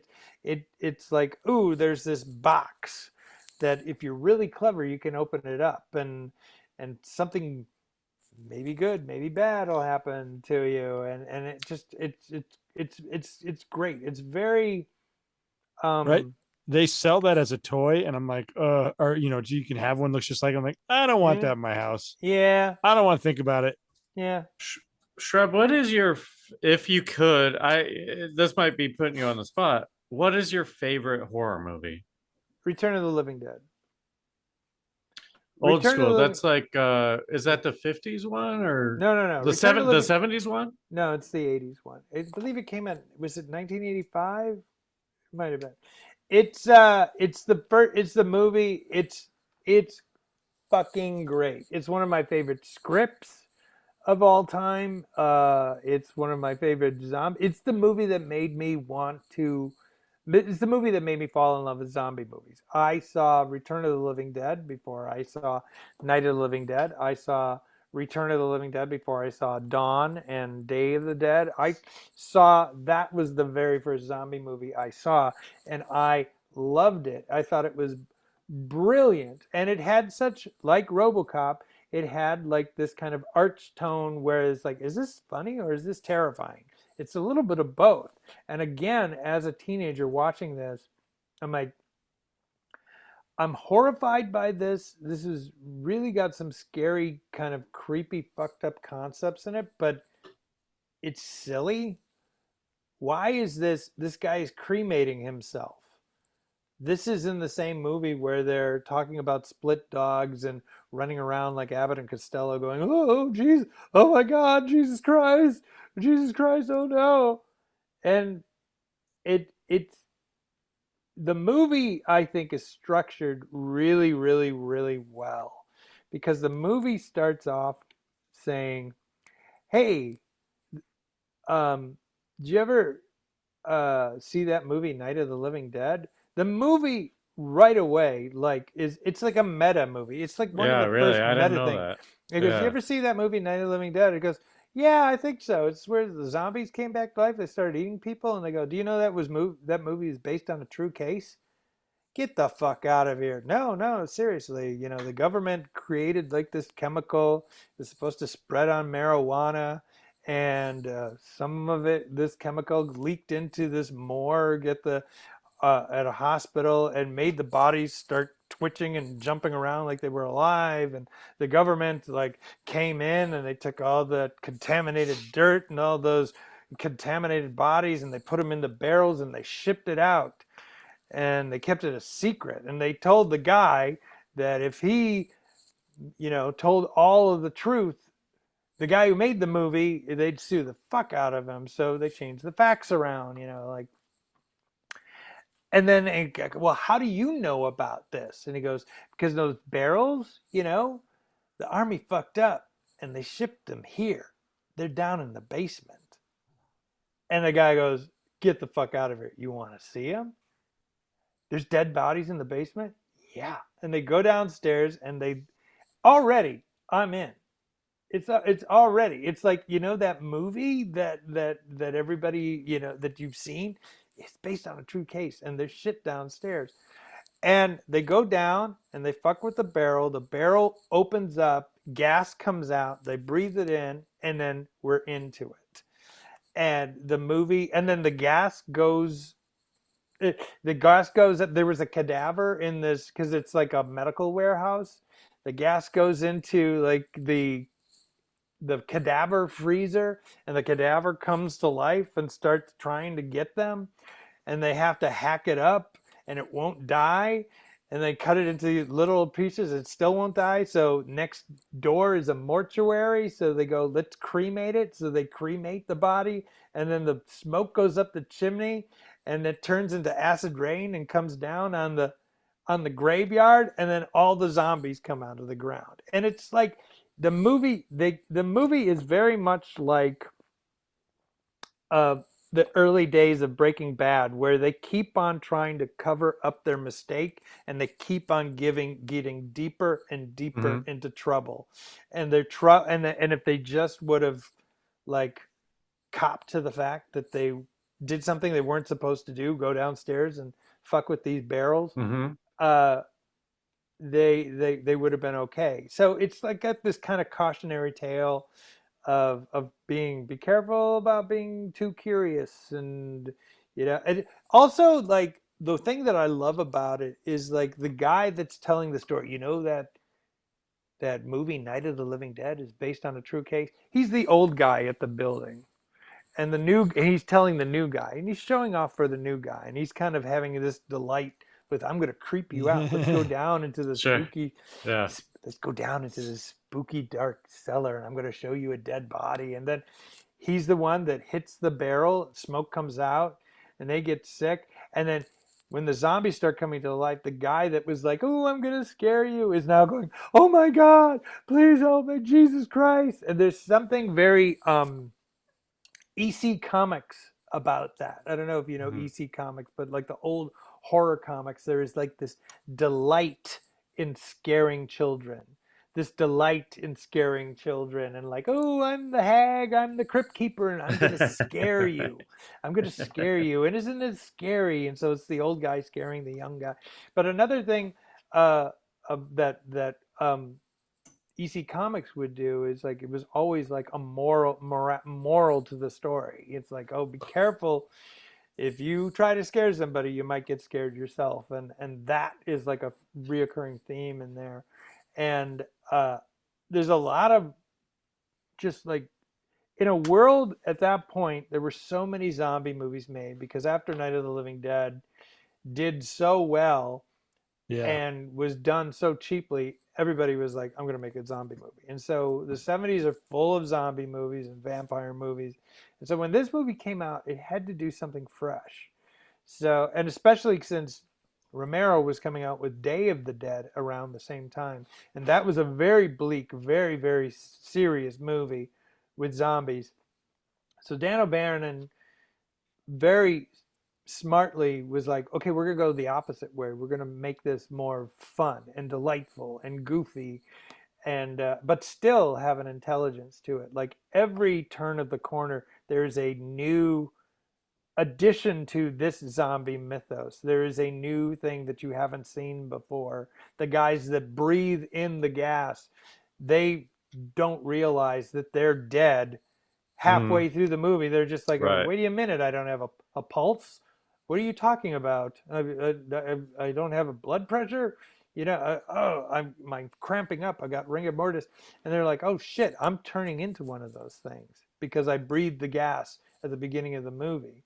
And that is like a slow, that in itself is this runner is genius. It's fucking genius. having your protagonist not know that they've died. Yeah. Your Yeah. protagonist died before the title sequence came up, and they don't know it until like 70 pages in. I think that's just delightful. I think that's Do just you so do great. what do you think of the new kind of like Walking Dead? Like zombies are oversaturated now. Like Yeah. are zombie I don't know. Like How do you zombies make are hard to zombies root cool for now. again? I think you got to let them go away for a Yeah, while. just chill, put them on ice, Yeah, I right? think that's what you do with any kind of thing, that when you get oversaturation, you got to miss it. Yeah. And I Yeah. think, but the thing is like, I don't think you can make Freddy Krueger scary again. I don't think you can make Jason scary again. Yeah. No, but what you can do is like here's what I was thinking, because like the whole Freddy Krueger thing, like that was such a great concept. Like getting Yeah. murdered in your dreams is an incredible concept. The But then idea like that don't go to sleep. Well, you're gonna have to exactly. eventually. But Like then that's you put a face on it and it's Freddy Krueger, and then he yeah, has to become like a fucking, caricature of himself, and yeah, then it just devolves into like almost a comedy at that yeah. point. It's very strange looking back at that. What, especially those post Nightmare on Elm Street 3, and then watching like Freddy's Nightmares, Nightmare on Elm Street, the series stuff. It's like, if you were from another country or another planet and you landed and you went, okay, so the funny man, the with the what's wrong with his face? Oh, he was burned. He was burned. Yeah. Okay, so the burn victim with the hat and the sweater and the knife fingers. He's funny. He's the funny guy. Yeah, he does like funny jokes and stuff like that. But it's like, right, and this is a comedy. No, it's a horror movie. Yeah, but Right. he's talking. He's wearing sunglasses, and he goes, "Yeah, let's playing with power, bitch." He's like, but and these people are screaming when he comes into a room, and he's laughing and calling everybody a bitch, and he's cutting people. What is this? What am I looking at? What am I? Is Yeah. this funny, or Yeah. do I like him? Do I hate him? Am I scared of him or not? It's like it really, looking back at it, the de-evolution of Freddy Krueger is really crazy. Like I mean, like, he's like this burnt alive child murderer that would cut you to death with razor fingers and swear at you while he was killing you. And you would not be surprised if he was selling Pepsi. Yeah. Like if he was a Yeah. spokesperson for Pepsi Cola, he would be Yeah. like, "Oh, hey, it's Freddy Krueger. Hey, oh yeah, yeah, yeah, you killed a bunch of kid, and their parents Right. like burned you alive, and then you came back, and now you kill us in our dreams with your razor fingers. But fucking, you're so funny, But you should, you'd be a good mascot for Pizza Hut. It's really, really strange, like how when and I don't think this is exclusive to America, because you could see it in Japan like a lot too. But the idea of like going, "Ooh, you like this? Let's take this thing that was scary and push it into the spotlight and destroy this character and this franchise over and over again." Mhm. And then the funny thing about it is you could see them going, "Fuck, we got to make a course correction." That's the funniest thing about watching a franchise like get too popular, then go, "Shit, we went too far. Let's go back." And not being able to pull back, and doing kind of this half-ass thing. And it's like, once Dude, exactly. That's why I'm wondering about this is why I brought up like who's the new, and you said what is it, Clownface, or Art the what's Clown. I Art the just want to Clown? say that I have a hard time watching those movies. I haven't watched. I started watching uh, Terrifier, and at one point, the beginning is like really creepy, really well done, and like, and when it does its first scare, I'm like, "Oh, okay, all right." good on you, movie. That's cool. I fell for that. That's cool. But then when it starts getting, I mean, I had at some point it stops being fun, and it's just at this point it was like abuse. And there's some people that seek that out, that like that extreme horror. There's like a new movement of extreme horror that's coming out. There's another movie called Beaten to Death, which is just you're watching this person like being tortured throughout the entire movie, and I'm like, that's not fun to me. It's some people like it. Um, the second Terrifier boasts it's got a 3 minute long torture scene in it, and I'm like, okay, don't really need to see that. Yeah. I'm more into like the kind of the video game violence of it. It's like bam and it's over with. Moving on, and hopefully it's big that I'm like laughing through into the next scene. Mm-hmm. But I think I might be an old fogey, but I like it to be fun. I don't want it to be bleak. I want it to be a good time. I don't want to walk away from it going, why did I watch that? Yeah, what does that say about me? I mean, I won't watch Cannibal Holocaust for that reason too. Like I watched it as a kid, and it's just an awful and there's some people that love it, but it's just such a bleak, awful movie that ends very sad.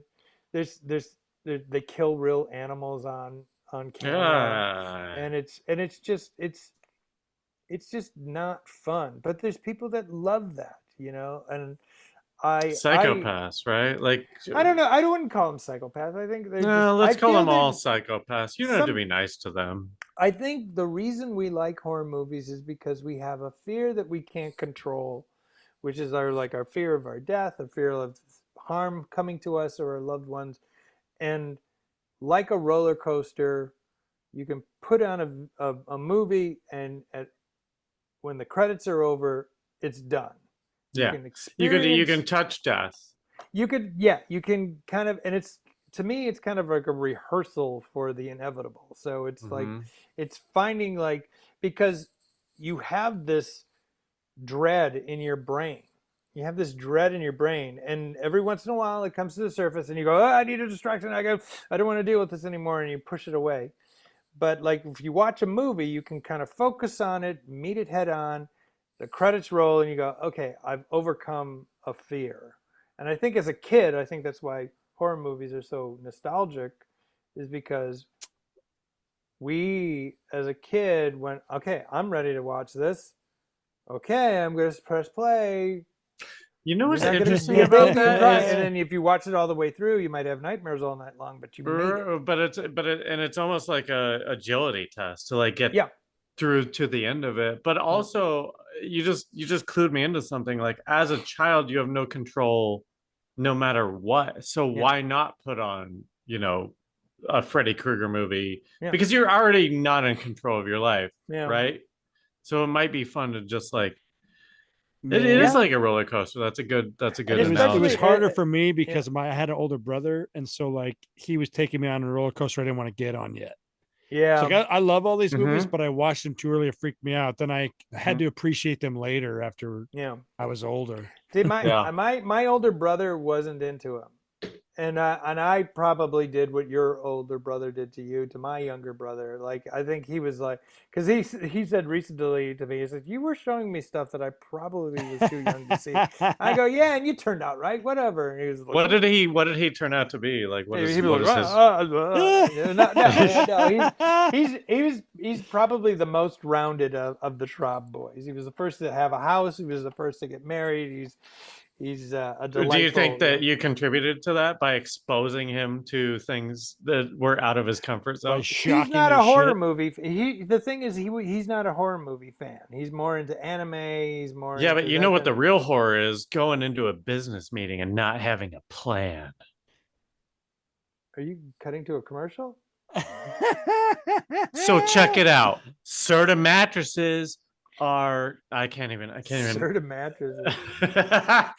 Well, Schrab, listen, thank you so much. I'm sorry, Rob. I do call you Rob. I feel like I only call you Schrab on No, I here. don't mind being called Schrab, but a lot of people call I me know, but Schrab. now it's like in my head. But thank you for being here, and like this was great. I fucking Yeah. loved it. Watch The Good Son. You know, Don't watch the well, watch Terrifier. I mean, you might get past. I mean, I haven't watched it all the way through. It gets to a point where I went, okay, it's gonna go there, and I don't really need to see this, and I uh-huh. turned it off. But I will say that everything I saw prior to that, I really liked, and I was like going, oh, this isn't gonna be a fun slasher. This is going to Yeah, be this is going to be a movie that's going to make me bummed out. right, And right. and to be honest, I've been fascinated with it because I keep reading about it. I have a feeling I will go back to it one day because this is what I do. Like as a kid, I saw a commercial for Return of the Living Dead and Creepshow, and I went, "Those look like the scariest movies I've ever seen. I can't watch that. That's too terrifying." And then finally, I went, but I kept coming back to it. I kept wanting to know more about it. I kept asking people about it. Did you see it? Yeah, I saw it. What happened in it? And they would tell me everything about it, and then I would have nightmares based off of what they told me. And Wow. then Because you must be envisioning it like way worse than it would be. Like yes, having scary things described to you is scarier than yeah. watching Yeah. And them. then I finally watched it, and it did scare the shit out of me. But I kept like going, I want to watch it again, and I watched it again, and watched it again, and watched it again, and then I bought the soundtrack, and then I was obsessed with it, and then I had to watch every zombie movie ever made. And the thing about it is, yes, I heard about it, and people would tell me about it, and what was in my head was way scarier than what Yeah. I saw on TV or in the movie theater.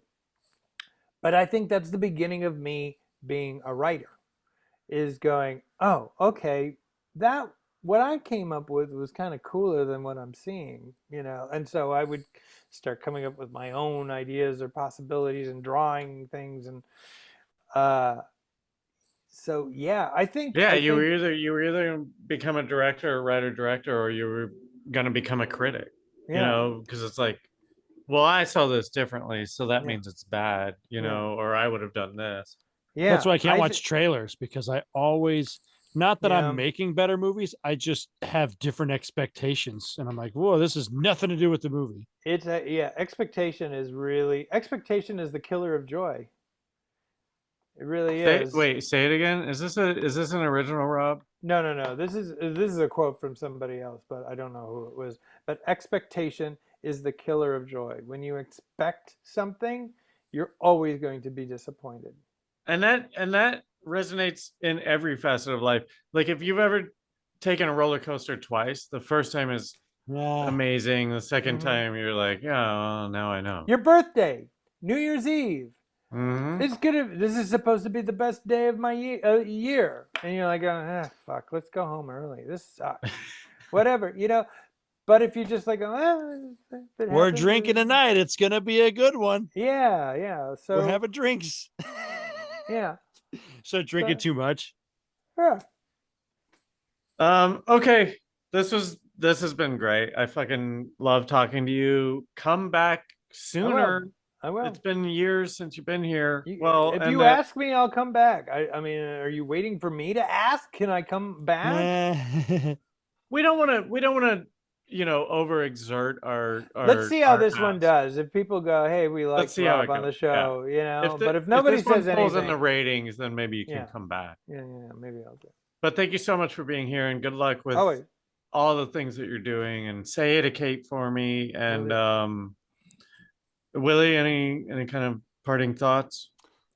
Dude, we love you. Appreciate your insight. Like, I loved I love hearing talking about why this you stuff. like things because you can nail what you like about them. And it's a very inspiring, dude. And Oh, thank yeah, you, thank you. wish you the best, I dude. do. It's my favorite thing to talk about is just breaking down because I'm curious. I go, why do I like this stuff? And I've thought about this, and I think talking to other people about it or trying to explain it helps me figure Yeah, it clues out. you in. Yeah, like Yeah, focuses. yeah, there's this, and then there's this, right? And then like talking to people just focuses. There's you, and then there's my nuts. There's also this, right? That's the shape of a butthole, right? That's been partially opened. Yeah, that's that's a like heart. this. That's Butthole's yours like after this. I'm finished. Butthole's like this. Yeah. All right. Thank you, Rob. Thank you, everyone, for listening. Thank you for being a Patreon. Remember that everything that was taught to you was taught to them by someone else. We'll see you next time. All right. I love you, man. And you look good, dude. Do I? Why? Yeah. Do you have like some kind of filter on? You look good. My lights are dim. I mean, what do you mean? What do you think? I You don't know. don't Take think the I look like compliment, an old man. You look good. motherfucker? Don't I look like an old sad piece of shit? No, only if you lean into it. There you go. That's an old. This looks like what do you Clint mean? Eastwood. These look like they should be attached to my glasses. You look like the Six Flags dancing guy. Hey. I don't even remember the song. I wish you were the first person to say that. No, just your face. Just I love you, man. Just Hey, listen, my I'm gonna face. come up to that house. Just my face. No, man. It's the just face your... you were making. That's your face. No. You look like the Six Flags old man. Does. What? No, I'm kidding. Just your face. Just your face. just the thing that is me. Right. Just I wasn't going. Does he think my body looks like the old Six Flags man? No, it's just my face that looks like a man who is made up to look like an old person because that's not a real old person. That is a young person that can dance with prosthetics, and that's what I look like. Well, they could have saved some money if they had. They could have saved some money if they hired me. Right. Fucking. You got the last dig in. Yeah. All right, we'll see you again soon, man. All right, take care.